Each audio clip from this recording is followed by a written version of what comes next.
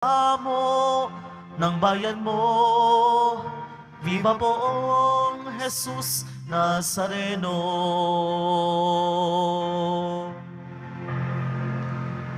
Sa ngalan ng Ama at ng Anak at ng Espiritu Santo, Amen. ang pagpapala ng ating Panginoong Hesukristo, ang pag-ibig ng Diyos Ama, at ang pakikipagkaisa ng Espiritu Santo, naway sumainyong lahat. At sumaiyo rin.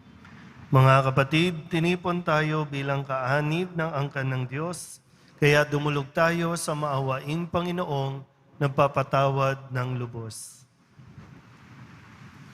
Sinugong tagapagpagaling sa mga nagsisisi, Panginoon, kaawaan mo kami. Panginoon, kaawaan mo kami. Dumating na tagapaganyayang mga makasalanan ay magsisi, Kristo, kaawaan mo kami. Kristo, kaawaan mo kami. Nakaluklok ka sa kanan ng Diyos Ama para ipamagitan kami. Panginoon, kaawaan mo kami. Panginoon, kaawaan mo kami. Kaawaan tayo na makapangyarihang Diyos, patawarin tayo sa ating mga kasalanan at patnubayan tayo sa buhay na walang hanggan. Amen. Manalangin tayo. Ama naming makapangyarihan, kaming mga tinubos mo at kinupkop, ay tunghayan mo ngayon sa iyong kagandahang loob upang sa pagsampalataya sa anak mong si Kristo, makamtan ng kalayaan at pamana sa piling mo sa pamamagitan niya kasama ng Espiritu Santo magpasawalang hanggan. Amen. Ang simula ng unang sulat ni Apostol San Pablo kay Timoteo. Mula kay Pablo, apostol ni Kristo Jesus, ayon sa kalooban ng Diyos na ating tagapagligtas at ni Kristo Jesus na ating pag-asa. Kay Timoteo na tunay kong anak sa pananampalataya, sumaiyo nawa ang pagpapala, habag at kapayapaan, buhat sa Diyos Ama at kay Kristo Jesus na ating Panginoon. Nagpapasalamat ako kay Kristo Jesus na ating Panginoon, na nagbibigay sa akin ng lakas para sa gawaing ito, sapagkat ako'y minarapat niya at hinirang na maging lingkod. Hinirang niya ako upang maglingkod sa Kanya, bagamat noong unay nagsalita ako laban sa Kanya. Bukod dito'y inusig ko siya nilait. Sa kabila nito'y kinahabagan ako ng Diyos sapagkat hindi ko nalalaman ang aking ginagawa noong hindi pa ako naniniwala sa Kanya. Iginawad sa akin ng Panginoon ang Kanyang masaganang pagpapala, kalakip ang pananampalataya at pag-ibig na nasa atin dahil sa pakikipag-isa kay Kristo Jesus. Ang salita ng Diyos. Salamat sa Diyos. Diyos ko, aking kapalaray, manahin ang iyong buhay. Diyos ko, aking kapalaray, manahin ang iyong buhay. O Diyos, ako'y ingatan mo, ingatan ang iyong lingkod. Ang hangad ko ay maligtas, kaya sa iyo dumudulog. Ika'y aking Panginoon, ang wika ko sa aking Diyos. Kabutihang tinanggap ko ay ikaw ang nagkaloob.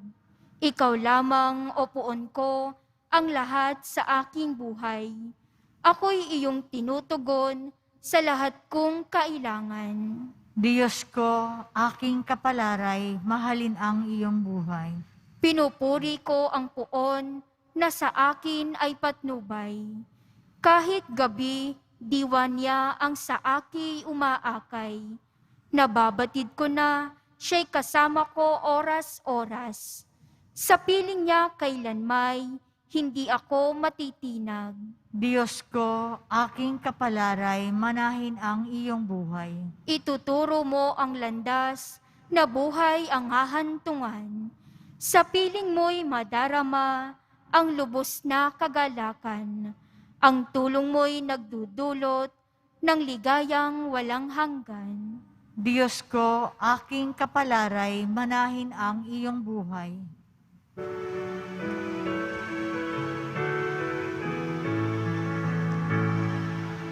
Alleluia, Alleluia,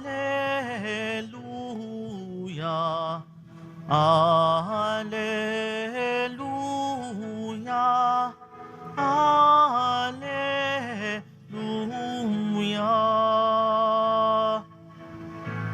Amang Diyos ni Jesucristo, ang salita mo'y totoo, kami ay pabanalin mo. Alleluia, Alleluia, Alleluia, Alleluia.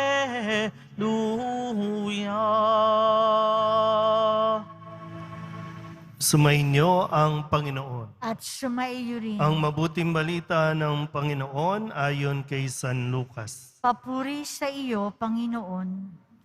Noong panahong iyon, tinanong ni Jesus ang kanyang mga alagad ng patalinghaga, "Maaari bang maging taga-akay ng bulag ang isa ring bulag? Kapwa sila mahuhulog sa hukay kapag ginawa ang gayon. Walang alagad na higit sa kanyang guro, ngunit kapag lubusang naturuan, siya'y magiging katulad ng kanyang guro. Ang tinitingnan mo'y ang puwing ng iyong kapatid, ngunit hindi mo pinapansin ang tahilan sa iyong mata. Paano mo masasabi sa iyong kapatid, 'Kapatid, bayaan mong alisin ko ang iyong puwing,' gayong hindi mo nakikita ang tahilang nasa iyong mata? Mapagpaimbabaw. Alisin mo muna ang tahilan sa iyong mata at makakakita kang mabuti. Sa gayoy, maaalis mo ang puwing ng iyong kapatid." Ang mabuting balita ng Panginoon. Pinupuri ka namin, Panginoong Hesukristo. Isang magandang araw po sa inyong lahat.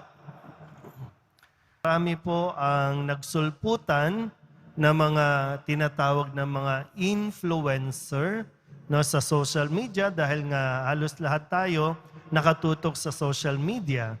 Nakatutok tayo lagi sa mga, kumbaga na-update tayo sa mga videos, mga kung ano-ano mga palabas, dahil kahit nga ang misa ay nasa virtual tayo ngayon. Pero itong mga influencer na ito, kailangan natin mabuting suriin mabuti kung sila ba ay nakakabuti, maganda ba yung kanilang inihahatid o yung mga mensahe, kasi marami talagang tao, minsan kahit ang influencer nagmumura, pero ang daming followers. Magtataka ka, Ang daming sumusubaybay, ang daming natutuwa, ang daming naaaliw sa mga vlogger. Pero ang tawag kasi sa kanila mga influencer. Na magandang mapagnilayan natin sa panahong ito, tayo ba kahit papano nakaka-impluwensya ba tayo? Sa mga pinagpo-post natin, sa mga nandyan sa mga social media account mo. Kasi sa mensahe ng ating Poong Jesus Nazareno sa araw na ito, ang sabi po niya, maaari bang, yung tanong niya sa kanyang mga alagad, na tinuturuan niya naman. Sabi niya, maaari bang akayin o maging taga-akay ang bulag sa isa ring bulag? Di ba pareho silang madadapa? Na maganda suriin natin ang ating bang pagdidibosyon. Kasi meron itong kalakip na misyon. At ang misyon natin, maipakilala natin ang Poong Jesus Nazareno sa mga tao, mailapit sila sa Nazareno at ang Nazareno'y madala natin sa kanila. Yun ang pinakamisyon natin bilang Kristiyano, bilang alagad ng poong Jesus Nazareno. Pero yung paanyaya po, no? Balikan natin, no? Pagtuunan natin ng pansin ang atin pong mga sarili na tinatawag natin mga tagasunod ni Kristo. Nakakaakay ba tayo? Kasi pag sinabi po, no, yung literal, no, sabi nga, pagbulag, hindi yan makakaakay ng kapwa bulag. Pareho silang mabubunggo, pareho silang masasaktan, pwedeng mahulog sa kanal. Pero ano ba yung blindness, no, na tinatawag o pagkabulag? Kasi pwedeng hindi tayo literally bulag, physically blind, pero nabubulagan tayo. At ang nagpapabulag sa atin ay yung paniniwala na ako ay magaling, ako ang Savior, ako ang Messiah, ako ang solusyon, ako ang the best. Yung mga ideolohiya, yung mga ipinaglalaban natin, ito yung mga nagpapabulag sa atin na sa panahong ito, hindi nakakatulong. Marami po kasi yung self-proclaim. Alam nyo, yung sobrang talino din, yung katalinuhan na naabot natin, yung paniwala na nga natin na matalino tayo, nakakabulag din. At baka dahil sa napakaraming tao ang nabubulagan sa kanilang pansariling kaalaman, kaya hindi tayo umaasenso, kaya hindi tayo nakakausad sa pandemyang ito dahil nagkakabunggu-bungguan tayo. Yung paniniwala mo na tama ka, di ba? Yung paniniwala mo na tama ka, yan ang nagiging dahilan kung bakit tayo nagkakabunggu-bungguan. Yung iginigiit natin eh. Tignan mo po yung karanasan ni San Pablo na isinulat niya kay Timoteo. Si San Pablo po ay napakahusay pagdating sa mga kautusan. Very pious, no, si San Pablo, relihiyoso, tapat sa kanyang relihiyon. Pero ito yung nagpabulag sa kanya. Kaya nga isinusulat niya, kiniwento niya, no, na bago siya naging lingkod, bago siya naging tagasunod, nabulag siya sa kanyang sariling paniniwala. Na umabot na sa punto na maging si Kristo, nilait niya, inusig niya, at maging yung mga tagasunod ni Kristo ay hinahanap niya at pinapatay niya. Pero nung kahabagan siya ng Diyos, doon talaga lubusang nabuksan ang kanyang mga mata sa katotohanan na mali pala yung kanyang sinusundan at sinusunod na mga aral na itinuro naman sa kanya. May umakay sa kanya eh. Diba? May nagturo sa kanya. Kaya napariwara, nawala sa direksyon, mismong si Pablo. Pero pasalamat na lang kasi muli siyang tinulungan ng Diyos dahil sa kanyang pagkahabag sa kanya. At ngayon, si San Pablo na nga ay nagiging taga-akay naman kay Timoteo para mas maging tama na ang buhay ni Timoteo. Diyan yung maganda natin na balikan din sa panahong ito. Hindi tayo pwedeng magmagaling. Kaya nga yung kilos ni Kristo sa kanyang mga alagad, tinuturuan niya at yung mga alagad naman ay nagpapaakay kay Kristo. Dahil isang araw, ihahabilin ni Kristo sa kanyang mga alagad na kanyang tinuruan ang mga tupa, ang mga tao. Kaya ngayon, sabi ko minsan sa akin po, ako ba bilang pari ay baka po, kahit papano dito ba sa akin pagsasalita, sa pagdiriwang ng banal na misa, nakakabuti ba ako sa mga nakikinig ngayon, sa mga nagsisimba virtual? Mas naipaparamdam ko ba sa inyo yung mensahe ng Poong Nazareno, yung pag-ibig ng Diyos, yung pagkakaroon ng pag-asa, yung kumapit sa Diyos? O minsan dahil sa akin din na yung damdamin, yung pagkadismaya sa nangyayari sa mga leader natin, ito ba ay baka mas nag-i-ignite ng galit sa puso ninyo? Kasi isang pananagutan ko po ito sa Diyos. Kasi kailangan kong tiyakin na ang aking mga sinasabi ay nakakabuti sa inyo para pagnilayan ang inyong mga buhay, maging ang inyong mga desisyon.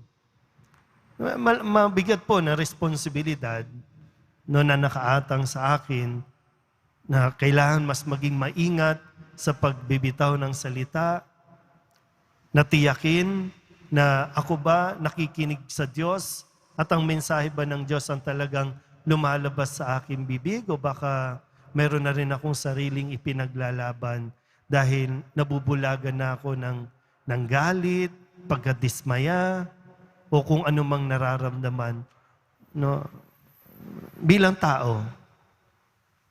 Kaya kailangan natin laging magbalik, yung focus natin, laging nandiyan sa mensahe ng Poong Jesus Nazareno dahil tanging siya ang nag-iisang taga-akay o nararapat na sundan.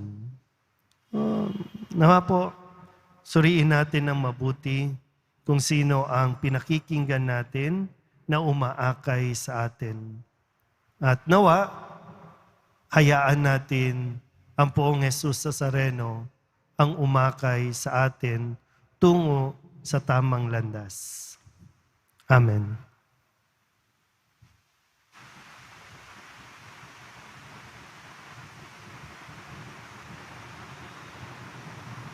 Minamahal ko mga kapatid, sa pamamagitan ng kanyang salita at gawa, tinuruan tayo ni Jesus ng mahabaging pagpapatawad ng Ama na naglalayong magligtas at hindi pumuksa. Masundan nawa natin ang kanyang halimbawa habang nananalangin tayo sa Ama. Ang ating itutugon, aming Ama, matulad nawa kami sa iyo. Aming Ama, matulad nawa kami sa iyo. Ang simbahan naway piliin ang daan tungo sa pagpapatawad, katarungan, katotohanan at pag-ibig. Manalangin tayo. Aming Ama, matulad nawa kami sa iyo. Ang tapat at maliliit na mamamayan, naway hindi mailigaw ng mga ditunay at mga ambisyosong pinuno. Manalangin tayo. Aming Ama, matulad nawa kami sa iyo. At tinawang mapigilan at mahinto ang paghusga sa ating kapwa dahil sa kanilang kahinaan at pagkukulang. Manalangin tayo. Aming Ama, matulad nawa kami sa iyo. Ang mga may sakit, naway makadama ng mapagpatawad na pag-ibig at pagpapagaling ng ating Panginoon.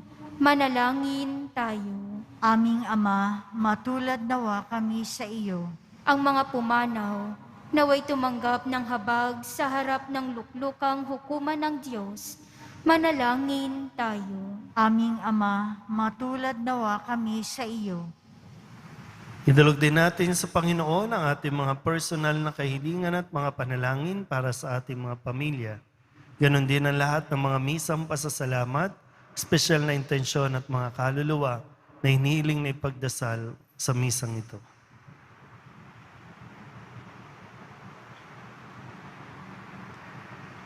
Ang lahat ng ito hinihiling namin sa ngalan ni Kristong aming Panginoon. Amen.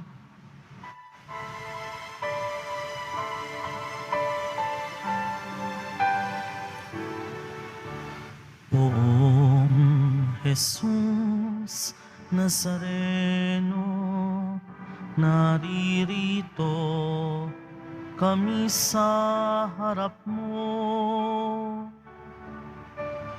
Alak at tinapay alay namin sa'yo, mula sa tangkay ng ubas at butil ng trigo, upang maging dugo't katawan mo.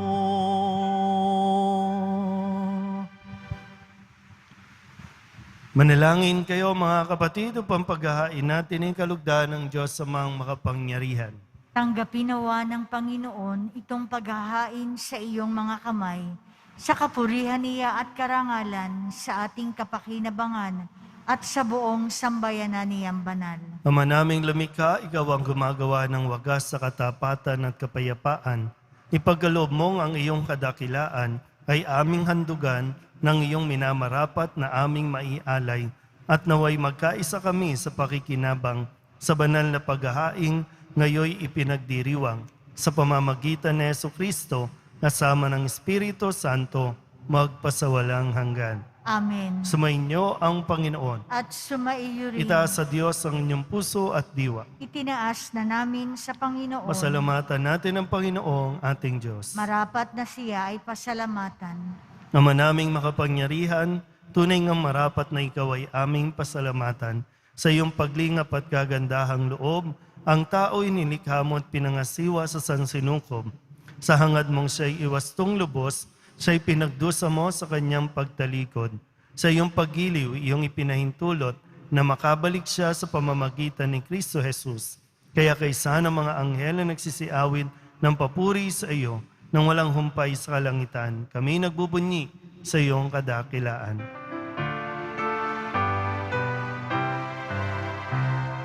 Banal ka, poong may kapal, banal ang iyong pangalan, banal ang iyong kaharian, langit lupa'y nagpupugay sa iyong kadakilaan, dinarakila ng lahat ang naparito mong anak, na siyang nagmulat sa bulag, sa pilay ay nagpalakad, at nakiramay sa lahat.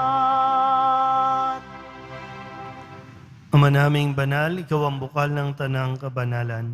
Kaya't sa pamamagitan ng iyong Espiritu, gawin mong banal ang kaloob na ito upang para sa aming maging katawan at dugo ng aming Panginoong Hesukristo.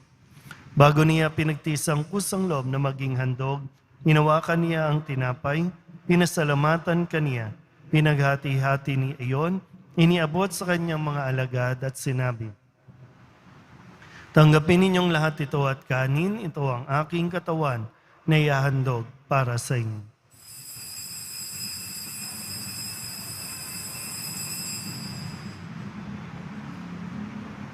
Gayun din naman nang matapos ang hapunan, hinawakan niya ang kalis, muli kaniyang pinasalamatan. Iniabot niya ang kalis sa kanyang mga alagad at sinabi, tanggapin ninyong lahat ito at inumin. Ito ang kalis ng aking dugo, ng bago at walang hanggang tipan, ang aking dugo na ibubuhos para sa inyo at para sa lahat sa ikapagpapatawad ng mga kasalanan. Gawin ninyo ito sa pag-alaala sa akin.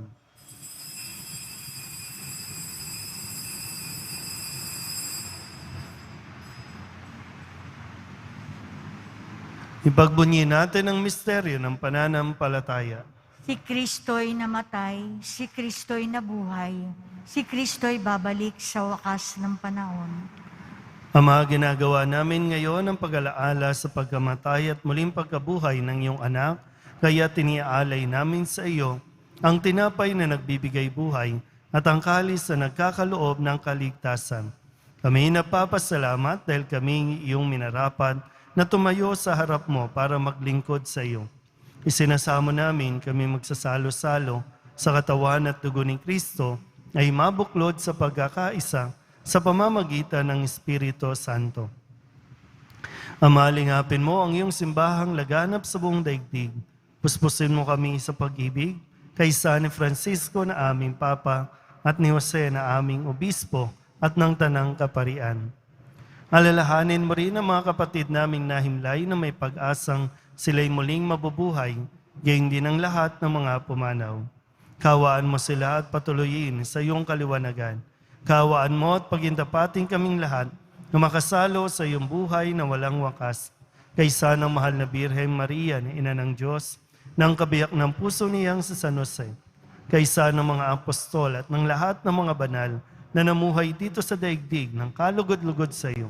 May pagdiwang nawa namin ang papupuri sa gararangal mo sa pamamagitan ng iyong anak na aming Panginoong Hesukristo.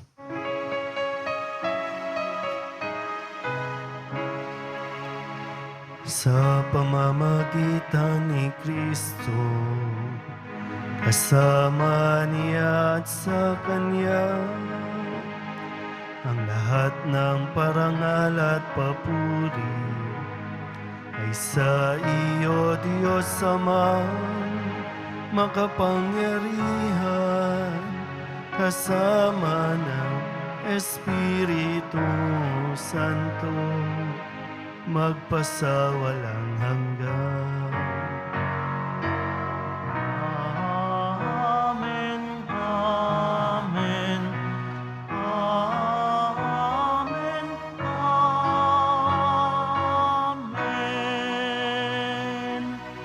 Buong kababaang loob tayong tumawag sa ating Panginoon ng Ama namin.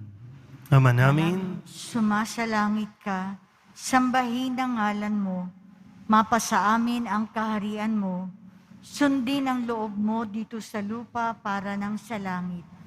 Bigyan mo kami ngayon ng aming kakanin sa araw-araw, at patawarin mo kami sa aming mga sala, para ng pagpapatawad namin sa nagkakasala sa amin. At huwag mo kaming ipahintulot sa tukso, at iadya mo kami sa lahat ng masama. inihiling namin kami iadya sa lahat ng masama, pagkalooban ng kapayapaan araw-araw, iligtas sa kasalanan, at ilayo sa lahat ng kapahamakan, samantalang aming pinananabikan ang dakilang araw ng pagpapahayag ng tagapagligtas naming sa Heso Kristo. Sapagkat iyo ang kaharian at ang kapangyarihan at ang kapurihan magpakailanman. Amen. Panginoong Heso Kristo, sinabi mo sa iyong mga apostol, kapayapaan ang iniiwan ko sa inyo, ang aking kapayapaan ang binibigay ko sa inyo. Tunghayan mo ang aming pananampalataya at huwag ang aming mga pagkakasala. Pagkalooban mo kami ng kapayapaan at pagkakaisa ayon sa iyong kalooban, kasama ng Espiritu Santo, magpasawalang hanggan. Amen. Ang kapayapaan ng Panginoon ay laging sumainyo. At sumaiyo rin. Magbigayan po tayo ng kapayapaan sa isa't isa. Kordero ng Diyos na nag-aalis ng mga kasalanan ng sanlibutan, maawa ka sa amin. Kordero ng Diyos na nag-aalis ng mga kasalanan ng sanlibutan, maawa ka sa amin. Kordero ng Diyos na nag-aalis ng mga kasalanan ng sanlibutan, ipagkaloob mo sa amin ang kapayapaan. Ito ang kordero ng Diyos. Ito ang nag-aalis ng kasalanan ng sanlibutan. Mapalad ang mga inaanyayahan sa kanyang piging.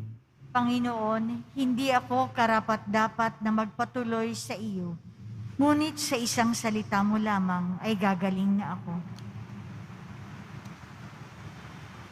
Katawan ni Kristo, Amen.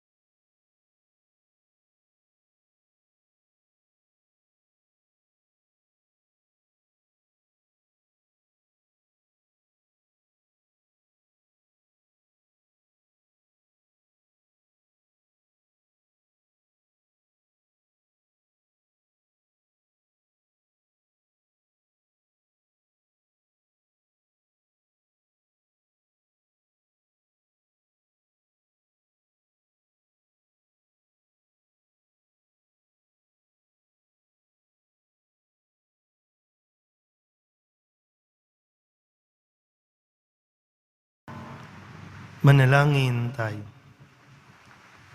Ama naming mapagmahal, kaming pinapagsalo mo sa iyong salita at piging na banal, ay iyong pinalalakas at iyong binubuhay. Pagindapatin mong kami makapakinabang sa buhay ng iyong anak na para sa aming sarili niya ang alay bilang aming tagapamagitan kasama ng Espiritu Santo magpasawalang hanggan. Amen. Sumainyo ang Panginoon. At sumaiyo rin. Manalangin tayo para sa pagbabasbas. Mahal na pong Jesus Nazareno, inihayag mo sa pamamagitan ng krus ang walang maliw na pag-ibig ng Diyos sa sangkatauhan. Pakinggan mo ang kahilingan ng iyong angka na nagsusumamo sa iyo. Makamtanawa nila ang inyong katugunan at tanggapin ang kasagutan ng may utang na loob na tinatanaw. Basbasan din po ninyo ang kanilang mga imahin at dasalan sa kani-kanilang mga tahanan. Ganon din ang lahat ng mga may karamdaman. Sa pamamagitan ng bendisyon na ito, naway maalala nila ang mga pangako nila noon sa binyag na ikaw ang kanilang ibigin at paglilingkuran bilang Panginoon magpasawalang hanggan. Amen. At pagpalain kayo ng makapangyarihang Diyos, Ama at Anak, at Espiritu Santo. Amen. Umayo kayong taglay ang kapayapaan ng Poong Jesus Nazareno. Salamat sa Diyos. Magandang araw po.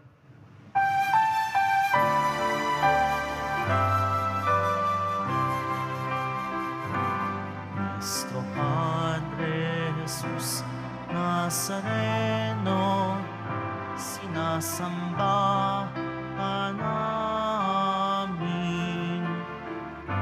Pinipintuho ka namin. Aral mo ang aming buhay at kaligtasan. Nuestro Padre Jesus Nazareno, iligtas mo kami sa kasalanan. Ang krus mong kinamatayan ay sagisag ng aming kaligtasan. Nuestro Padre Jesus Nazareno, dinarangal ka namin. Nuestro Padre Jesus Nazareno, inulwalhati ka namin. Nuestro Padre Jesus Nazareno, dinarangal ka namin. Nuestro Padre Jesus Nazareno,